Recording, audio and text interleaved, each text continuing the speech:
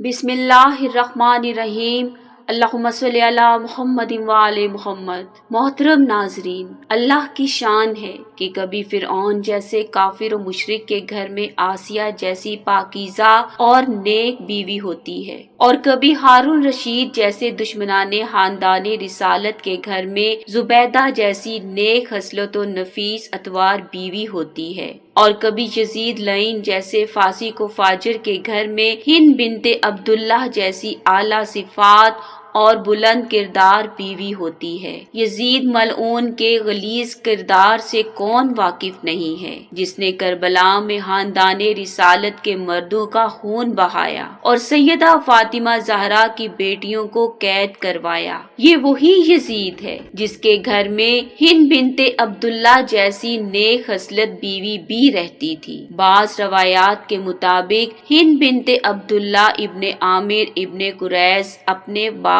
की वफात के बाद हजरत अली अलैहिस्सलाम के पास रही। हजरत अली की शहादत के बाद इमाम हसन के घर रही। जब अमीर शाम को हिंद बिनते अब्दुल्ला के बारे में मालूम हुआ तो उसने हिंद को धोखे से गिरफ्तार करवाया और शाम में ले जाकर उसकी शादी यजीद से कर दी। यजीद ने वाक़या करबला में क्या क्या करतूत किए, इसके बारे में हिंद को कुछ इल्म नहीं था। जब असीराने खानदाने रिसालत शाम में आए तो हिंद की एक कनीस ने जाकर उसे बताया कि आज दरबारे यजीद में जो कैदी आए हैं अजीब किस्म के हैं, मालूम नहीं कहाँ से आए हैं, मगर देखने में बेहद मजलूम लगते हैं। मैं चाहती हूँ कि आप भी मेरे साथ चलकर इन असीर खवातीन को एक नजर देख लें। जब असीराने खानदाने मोहम्मद दरबार की पेशी भुगत कर हराबाई शाम में पहुंचाए गए तो हिंद फाखरा लिबास पहनकर जिंदान की तरफ आई।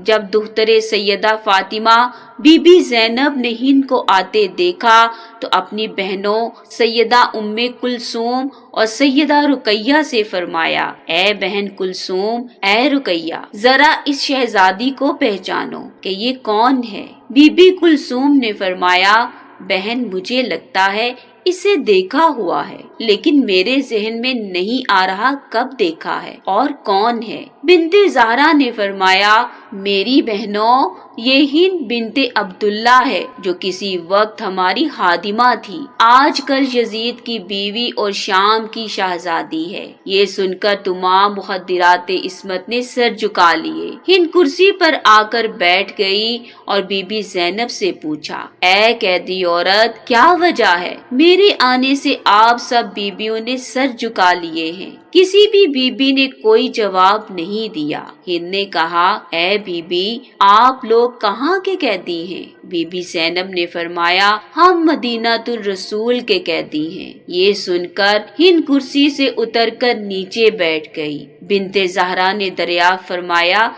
क्यों शहजादी, क्या बात है, कुर्सी क्यों छोड़ दी है? हिंद ने कहा, भला मदीने के बासी सामने हो, हाँ वो कैद हो या आजाद, ये कैसे हो सकता है कि मैं उनके सामने कुर्सी पर बैठ सकूं? फिर पूछा, बीबी, मैं आपसे मदीना के एक घर के मुतालिक पूछना चाहती हूँ, अगर इजाजत दें तो पूछूं? जनाबे सैयदा ने फरमाया, शहजादी, जो चाहे पूछ, आखिर तू शहजादी है और हम कैदी हैं। हिंद ने कहा, मैं आपसे अपने आका हजरत अली के अहले खाना के बारे में पूछना चाहती हूँ। ज़ैनब आलिया ने फरमाया, हम जब मदीना से चले खाना अली के हर दरवाजे पर कुफ्ल पड़े थे और वो आज तक अपनी वीरानी पर नोखा ख्वाह हैं। तू ये बता कि तू किसके मुतालिक पूछना चाहती है? हिंद ने कहा, मैं अपने आका इमाम हुसैन, आका सज्जाद और अपनी महतूमा ज़ैनब बिनते अली का हाल पूछना चाहती हूँ। ये सुनते ही तमाम असीर मस्तूरात का गिरिया बुलंद हुआ। मोहम्मद रसूलुल्लाह की नवासी बीबी ज़ैनब ने फरमाया, ए हिंद, तूने इमाम हुसैन के मुतालिक पूछा है तो सुन, तेरे इमाम हुसैन का कटा हुआ सर तेरे बादशाह शोहर यजीद के सामने तश्त में रखा है और इमाम हुसैन का जिस्मे अतहर करबला की तपती रेत पर बिला कफनो दफन पड़ा है। तूने अब्बास और دیگر اولاد علی و فاطمہ کے متعلق پوچھا ہے تو یہ سر جو نیزوں پر سوار کروائے گئے ہیں یہ سب سر انہی کے ہیں۔ تو نے امام سجاد کے متعلق پوچھا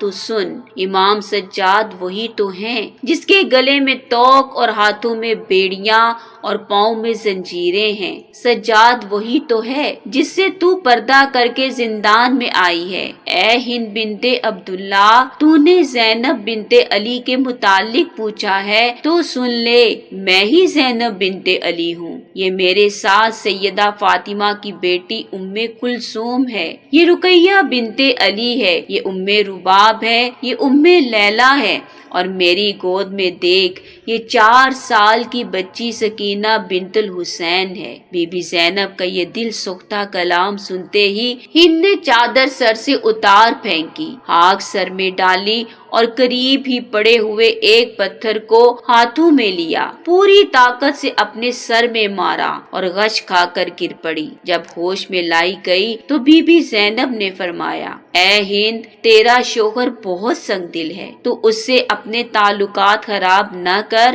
اور گھر واپس چلی جا۔ ہند نے روتے ہوئے بیویوں کو سلام کیا، قید خانے سے نکلی اور اسی طرح برہناسر دربار میں پہنچ گئی۔ یزید نے اپنی زوجہ کو اس حالت میں دیکھا تو فوراً اٹھ کھڑا ہوا اور بڑے دربار میں اسے سر برہنہ دیکھ کر برداشت نہ کر سکا، اسے سر پر چادر اوڑھنے کا کہا تو ہند نے کہا، اے یزید، خدا تجھے تباہ و برباد کرے، اپنی زوجہ کو بھرے مجمع میں سر برہنہ دیکھ کر تیری غیرت جاگ اٹھی ہے، مگر تو رسول زادیوں کو کھلے عام سر برہنہ کر کے بازاروں اور درباروں میں لایا ہے۔ ان کی چادریں چھین کر انہیں نامحرموں کے سامنے لاتے وقت تیری غیرت کہاں گئی تھی؟ وائے ہو اے یزید، خدا تیرے ہاتھوں کو قطع کرے۔ پھر ہند روتی ہوئی یزید کے بالکل سامنے کھڑی ہوئی اور پوچھا، اے مردود، فرزند رسول کو تو نے شہید کیا ہے؟ یزید نے کہا،